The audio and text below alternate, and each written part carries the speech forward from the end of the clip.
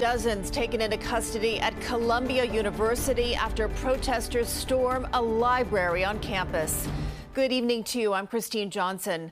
Those pro-Palestinian demonstrations unfolded as students are in the midst of final exams. And now Columbia is making some changes starting tomorrow, and that includes suspending guest access requested by students and barring alumni from campus tomorrow.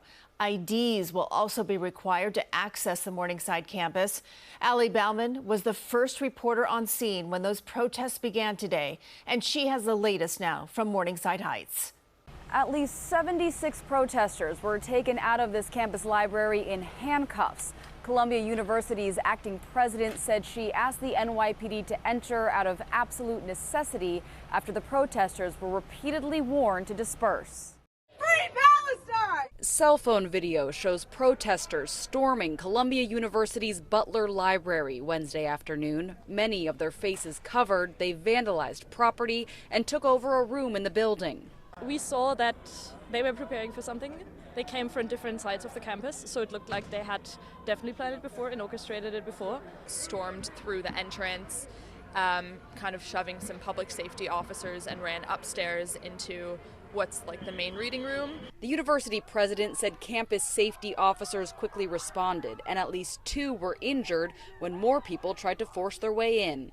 We saw 2 people leaving in an ambulance. The administration says its safety team asked the pro-Palestinian demonstrators inside the library to show their ID and disperse, but they refused. Eden Yadigar was studying for finals at the time.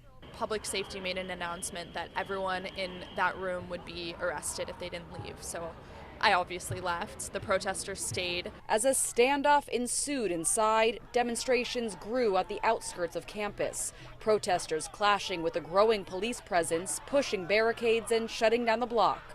A student group posted a message from who they call student actionists inside, reading in part, "Public safety officers have choked and beaten us, but we have not wavered. We refuse to show our IDs under militarized arrests. We refuse to go down quietly." Stop! You're hurting me!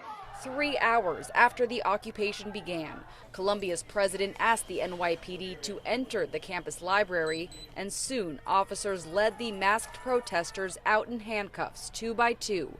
At least 76 people arrested in all, put in vans and taken away as demonstrators yelled from the street. A very small minority of students has once again managed to disrupt the entire campus. And Columbia University's president added that the administration believed a significant presence of the protesters here were not affiliated with the university. From Morningside Heights, Allie Bauman, CBS News, New York.